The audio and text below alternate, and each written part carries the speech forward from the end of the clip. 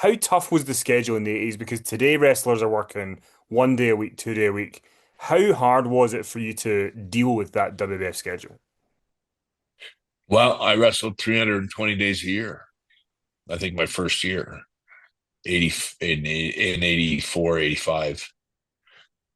And that's not even a full year. Um, well, I couldn't have wrestled 300 times in 84 because it's just not possible. But 85, I think I had 320 matches my first year.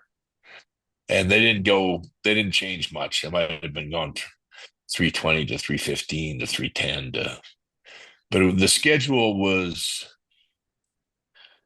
there's no doubt in my mind that that's why the steroids, the pills, you know, the cocaine, all the things that were laying in wait for superstars of that caliber. All that was in the offing now. Like that was all around. And when you think about how hard that schedule was, it's a no brainer for me to realize that that's where all the drug problems started from, and that was one of the one of the toughest times for me to survive all through that period. That probably 84 to 88 or 89 was there was a lot of there was a lot of things that made you tick, like that made I don't think you could have done the schedule without some of those recreational drugs and the alcohol and all the things that I don't think the wrestlers of today have to worry about it so much, where compared to us, where we had to go on such little sleep all the time, and the training, the muscle, like how important it was for the look. Every wrestler's training in the gym, going to the gym every day. I think everyone was pushing themselves so hard that it's no wonder that years later a lot of them would die from drug problems. I did also want to ask you about, in the 80s they were doing what, 3 shows a night, 3 shows in the same night. It'd be like a A Yeah, show. 3 shows a night. So Hogan's on the A show, the WWF champions on the A show. Were you guys trying to be on the Hogan show because you would earn more money that way? Is that something that you guys would be thinking about when you're sort of seeing where you're booked that night? Yeah, absolutely. If you were on the A show, that was your best payoff. That was Hogan and usually Hogan. But it was there was the A show, the B show, and the C show. I was seemed like I was forever on the B shows with Jim, and sometimes the C shows. Rarely on the A shows, but every once in a while you would find yourself on a card, on a card, like a big card. And if you were lucky enough to work with the Bulldogs, which we were a lot of times in the beginning, like Philadelphia is a good example. Um, once you had really good matches like that, then the office or the promotion wanted to bring you back to Philadelphia and bring a rematch. I think we had a rematch with the Bulldogs 2 or 3 months later in Philly, but we started to become significant on our own. Like I've always thought that in the beginning, no one expected anything from me and Jim, but 3 months later, I think we were the buzz of the locker room and the buzz of the a lot of fans were talking about us, and there was a lot of fans talking about the Bulldogs because they were just so incredible at the time. And when the Hart Foundation, the Bulldogs would walk out, every wrestler in the dressing room walked out too to watch it, leaned against the wall to watch the matches. And I remember Macho Man coming up to me and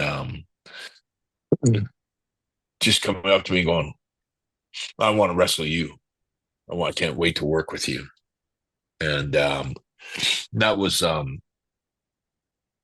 that was the start of a big door being open for me, where guys wanted to work with me and wanted to work with the Hart Foundation. And I mean, once you have this big career with Jim and the Hart Foundation, you go singles in 1991. And it seemed like everything just took off for you, right? You became Intercontinental Champion very quickly at SummerSlam 91, and then just over a year later, you win the WWF title from Ric Flair in October of 92. Um, that year in 92, so many stars left, like Jake or Warrior or whoever, and you've just won the title, and you're kind of facing a lot of guys who are maybe like mid-card guys. What was the kind of transition like for you? If you've won the title, you're now the WWF champion, but they're not really putting you with top names straight away. How was that to deal with? Well, it was more of the circumstance at the time. There was guys leaving because the drug testing became real. Um, the drugs, guys like Jake Roberts had drug problems, and so they were weaned out. Like they just keep testing they had random drug testing all the time. They were for real trying to catch guys, and they slowly started to catch guys. And you get one suspension, 6 weeks. That's your first. I think it was 6 week suspension, and then it's 3 months suspension, and then it's you get three strikes and you're out. The third time you fail a drug test, you're fired. And the steroids was one thing. A lot of the steroid guys. It's funny how many steroid guys couldn't stop. It was like it, steroids are your job.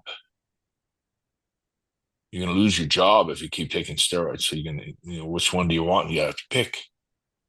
And it's funny how many wrestlers pick steroids over their job. That it was more important to take steroids, and it was more important how they looked Yeah. than it was to make a living. And there was so many guys, in when I fought Roddy Piper at WrestleMania 8. You look at Survivor Series right after I won the title. There's nobody. The card is so thinned out. Like there's no muscle men on the card. Psycho Sid, Hogan, Warrior, Warlord, Barbarian, like anyone that had muscles was gone. There wasn't any muscle men around anymore. Like it was like almost like a thing of the past. And I always knew when the drug testing started that I remember having concerns about it too, like because I had injuries.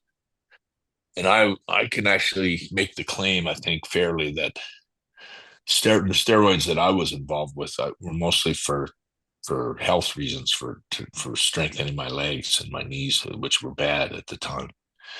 So I thought when they when they when they finally kind of put everyone in a position where there's going to be drug testing and people are going to lose their jobs, and everybody better be on uh, on call here.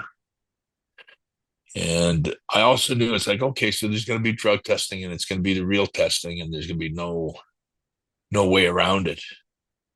And I realized that would benefit me. I remember going, I don't need steroids. I'm not famous for being a strong guy. I'm not, my whole wrestling routine isn't about strongman stuff. I'm a technical wrestler. And I remember going, if everybody's going to be clean and everyone's off steroids, I stand to rise to the top because it's all about wrestling ability. And I have all the ability, it's just a question of size and look. And that may have been a factor in how I got my push. I don't know, but I never had any problem, although I thought I would have problems, like that I would start to have problems with my knees and my back and injuries and stuff like that. But that never really happened, much to my amazement. So when I went sort of basically, as did all the wrestlers, went clean in the probably 1980, 89, 90, somewhere in that range. It actually benefited me. I didn't lose anything on my style or my performance. If anything, my matches were just as good. And I never really had a bad look anyway. Like I was, I worked out and trained enough that I had a pretty good body. And I remember thinking, well, I'll probably lose 5 pounds, which is about what I lost. And I'll just have to be careful not to get hurt. but it actually benefited me. Like once they get rid of all the guys like Hogan and Warrior and all these muscle bound guys that were so huge that none of them could wrestle very good, it really opened the door for the style to change. And I think that I was the driving force in that. I changed the direction of wrestling from the strongman guys like Hogan and Warrior. It wasn't about how you looked; it was about how you wrestled, and that's how I got my job.